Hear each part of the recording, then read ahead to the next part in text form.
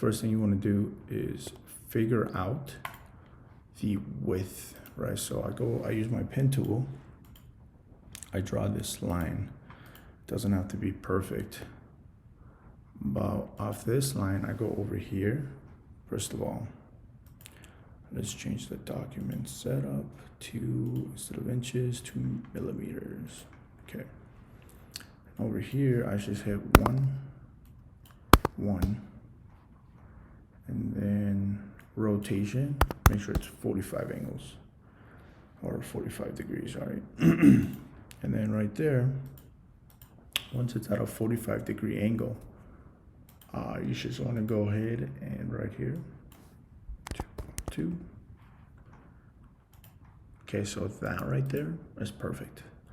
Now what you could do is hold Option, and that duplicates it, but then it's like, okay, like where do I set it, right? It can get kind of tricky. Well, just highlight it, copy, paste, and then you can go to either one of these, hit 20.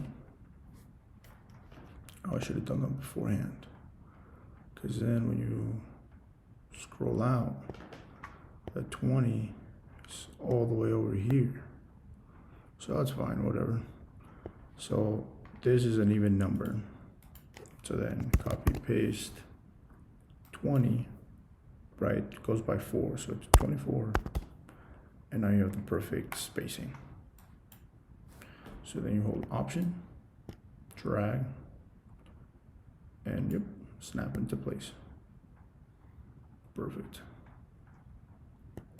And then you can just highlight more, drag it, and snap into place.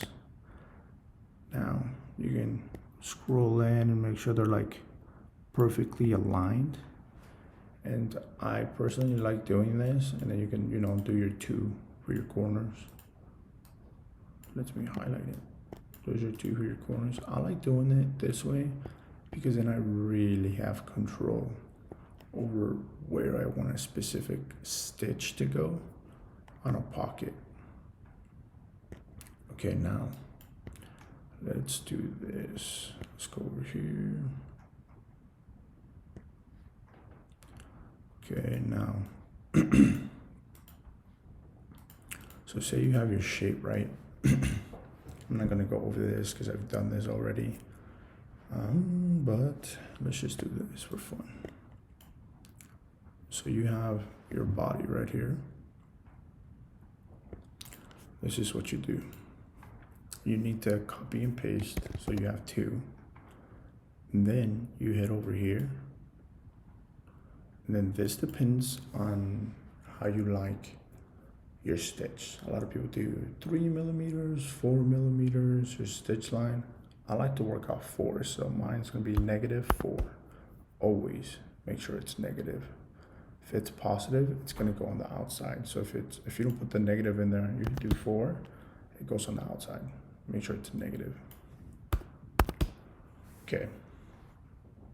The positive works if you want like a trim allowance, which I'll show you here in a bit.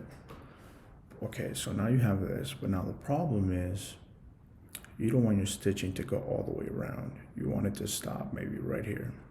So with the highlighted, you go to convert to curves. And then I like to double tap on it. And then right here, click on that, and you want to actions, you want to break it. So then it's not there. Same thing with this one, you want to break it. Hold on.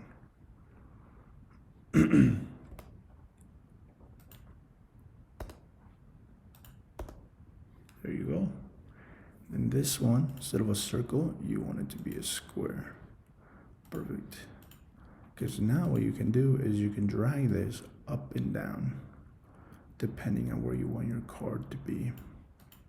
Okay. So now how do you get these in there, right? So you click on this line, and right here you have a bunch of different options. Make sure you're on the stroke option. And on there, you want to make sure that this is set to 1. That's 1 millimeter. This one has got to be set to, I like the cap, should be round. And then you want to go ahead and click on the dashes, and that's set to 4 already. So there's a bunch of numbers. I can get very tricky and complicated. Don't let it mess with you. Just remember this, the second, this depends on the width of your pricking iron. So if your pricking iron is 3.38, oops, a lot of people use that, you put that, right? Mine's 4, so I leave it at 4. But then, this is where it gets kind of complicated. Adobe does an amazing job of lining this up perfectly with whatever shape you decide to add to it. It's just make sure that the spacing between your shape and those dots are basically perfect. Affinity Designer does not do that. So to get around that, what I did, and you can just copy my settings if you want, is you need to play around with the face. So on here, as you can tell, I tried to make sure that it was perfectly aligned, right? Between, let me move this over, between this and this, they're like perfect basically. The way you do that is just by playing around with with the face, with this section right here, right? What I like to do is I like to make a square. Then again, you got to mess around with your settings. So you can also come up here, make sure it's the line 0.1. That's what I like to work off of, and make sure the fill is no fill. Perfect. And then you just line it up perfectly, right? And then, like you could tell, like this one's up a little more. So what you do is you click on your line, faces, let's do 3. And that moves it up, you see that? And that's pretty close. So maybe you're like, oh, let's do 2.9. Oof, that is so close. So that's kind of how I line it up. I know it's kind of annoying, but then you can test it. The way I test it is just by taking, for example, this right here, my pricking irons, holding Option, going over here, and just making sure that everything aligns properly. So yeah, like right here, just like right there is dead center, and as you can tell, everything lines up really, really good right here, perfect, right? And that's how I do it. I know it's kind of a pain in the butt, but I mean, once you do it once, it's kind of just there. And then these are the 2.7, right? And then the funny part is with this one, once they're lined up here perfectly, I could be wrong, but like I just go in here and change it if it allows me. What's going on, right? My other pricking iron is 2.7, and it's just boop, does it automatically, and these seem to be lined up perfectly. But I don't know, let me test it out. Maybe 3.38, pretty popular.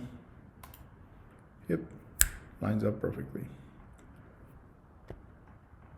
But yeah, that is how I figured out how to basically do my stitching on my wallets to ensure everything lines up perfectly.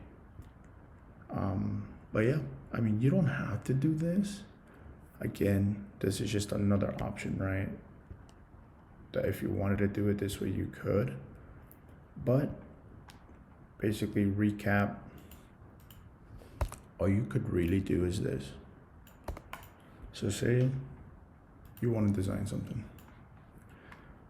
Remember, for me, 75 or 80 with 100, always for me 100 is pretty good, right? So you have this, I like my corners rounded, do 10%. And remember, you always just want to go ahead, copy and paste it. Make sure you duplicate that, and then you hit this little tool right here, the contour tool, and then right here, -4, right? And then if you wanted to, right, you just go to your line, make sure it's set to 1 millimeter, and yeah, the faces here should be 4, and there you go. Now again, this may not be perfectly lined up, so you have to watch out for that. But let me just do Command Z, back up a little bit. Should remember, if you want to go ahead and cut the top, just go to Convert to Curves, and then just double tap it, and then right here, click on one of these, cut, gone, delete it, delete, delete. Just make sure these ends are these little caps right here. Cap, that's it. Then you can like move this up and down wherever you want. And same thing, right? Once you have that, right here, make sure this sits at 1 millimeter. And then for me, 4. It's another section where you can do it. That's it. And then, right, depending on the width of your stitching, just modify it right here. That's it. That's all you gotta do. I wish somebody would have told me this, or I would have seen a video like this like forever ago. But yeah, hope this helped you guys. If you have any other tips or tricks, an Affinity designer on how to do things maybe easier, let me know. I would greatly appreciate it. But yeah, catch you guys in the next one.